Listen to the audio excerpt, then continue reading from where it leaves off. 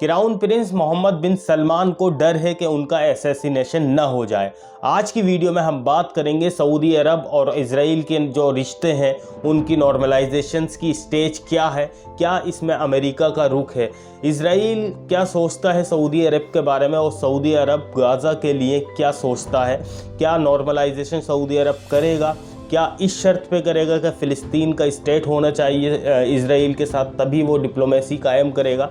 आज की वीडियो में डिटेल से बात करेंगे इन सब पॉइंट्स पे और क्या क्या अभी तक की अपडेट्स हैं, क्यों सऊदी अरब के क्राउन प्रिंस मोहम्मद बिन सलमान को अपने असैसिनेशन का खतरा है। डिटेल से बताऊंगा। वीडियो शुरू करने से पहले लाइक सब्सक्राइब दोनों कर दीजिएगा। तो चलिए वीडियो को शुरू करते हैं। हाल ही में MBS ने एक इंटरव्यू दिया और ये रिपोर्ट पॉलिटिको एजेंसी ने छापी है और इस रिपोर्ट के अंदर में सऊदी अरब के क्राउन प्रिंस मोहम्मद बिन सलमान ने एक खुलासा किया है कि उनको अपनी जान का खतरा है, उनकी हत्या की जा सकती है अगर वो इजराइल से अपने रिश्ते नॉर्मलाइज करें। हालांकि जो बाइडेन ने क्लियर कर दिया था कि सऊदी अरब चाहता है इजराइल से नॉर्मलाइजेशन, बस सऊदी अरब ये भी चाहता है कि इजराइल फ़लस्तीन के लिए एक अपना स्टेट कायम करने दे। क्राउन प्रिंस ने अमेरिका के कांग्रेस के एक मेंबर से बात की और उनको बताया कि 1981 में मिस्र के प्रेसिडेंट की हत्या कर दी गई थी और उसमें अमेरिका ने क्या किया था। अगर मैं नॉर्मलाइजेशन करता हूँ इजराइल के साथ, असैसिनेशन की जा सकती है, मेरी भी हत्या की जा सकती है, इसके लिए क्या सेफ्टी सिक्योरिटी मुझे मिलेगी। और इस असैसिनेशन की वजह सिर्फ एक ही है कि सऊदी अरब इजराइल से नॉर्मलाइजेशन करना चाहता है।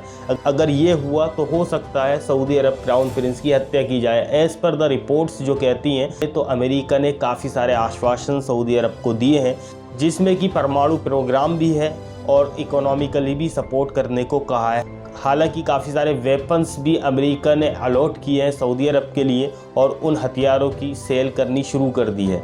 बट ये सेफ्टी सिक्योरिटी अमेरिका सऊदी अरब को दे तो देगा, उसके बदले में अमेरिका को क्या चाहिए होगा। तो अमेरिका को सबसे पहली चीज़ कि सऊदी अरब जो नॉर्मलाइजेशन चीन के साथ कर रहा है उसको एक लिमिट तक रखे, उसको ज़्यादा बढ़ावा ना दे, जितनी लिमिट है उसके हिसाब से रखे। ये एक सबसे बड़ा चैलेंज है सऊदी के लिए जो अमेरिका ने एक डिमांड की है। अगर सऊदी अरब इजराइल के साथ नॉर्मलाइजेशन कर लेता है अपने रिश्ते या डिप्लोमेसी के थ्रू या रिलेशन अच्छे कर लेता है तो ये इजराइल के लिए बहुत बड़ी जीत होगी, क्योंकि सऊदी अरब इस्लामिक देशों का एक लीडर माना जाता है। अगर इजराइल के नॉर्मलाइजेशन होते हैं सऊदी अरब के साथ तो इजराइल के लिए काफ़ी बड़ी ये जीत होगी।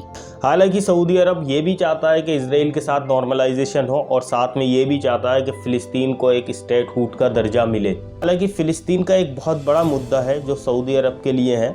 अगर ये मुद्दा सऊदी अरब नहीं सुलझाता है, हो सकता है उनका कार्यकाल भी सुरक्षित ना रहे। तो ये एक बहुत बड़ा मुद्दा है फ़लस्तीन का। हालांकि रिपोर्ट्स की माने तो अमेरिका और इजराइल के साथ MBS काफ़ी बड़ा समझौता करने वाले हैं और इस समझौते के बाद काफ़ी सारी चीज़ें चेंज भी हो सकती हैं।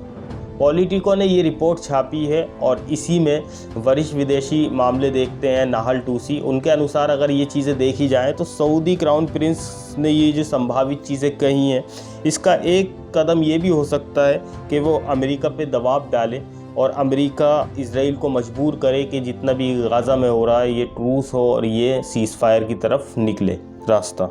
अमेरिका में नवंबर में चुनाव होने जा रहा है और उससे पहले ये सारी नॉर्मलाइजेशन बहुत बेहद ज़रूरी है। हालांकि जो बाइडेन ने भी ये उम्मीद दिलाई है सऊदी अरब को कि वो इकोनॉमिकली और सेफ्टी सिक्योरिटी साथ में एटॉमिक एनर्जी की भी सपोर्ट करेंगे सऊदी अरब को अगर वो नॉर्मलाइजेशन करे इजराइल के साथ और चीन के साथ अपनी लिमिट बनाए रखे। हालांकि वाइट हाउस ने सऊदी अरब को हथियारों की बिक्री फिर से शुरू कर दी है। 2021 में मानव अधिकार की चिंताओं के चलते इस पर रोक लगा दी गई थी, बट इसका दोबारा से बिक्री का शुरू कर दिया गया है। ये इसलिए शुरू किया गया है कि वॉशिंगटन जो गाज़ा में युद्ध विराम की कोशिश है, मतलब सीज़ फायर की जो कोशिश कर रहा है, इजराइल पर ईरानी हमला जो होने की कोशिशें हैं उसको रोक दिया जाए। ये बहुत बड़ी अपडेट है जो सऊदी क्राउन प्रिंस को डर है अपने असैसिनेशन का। तो होप दोस्तों ये इन्फॉर्मेशन आपको पसंद आई होगी। ऐसे ही बने रहिए, लाइक करते रहिए, सब्सक्राइब करते रहिए। फिर नेक्स्ट वीडियो के साथ मिलते हैं। Thank you.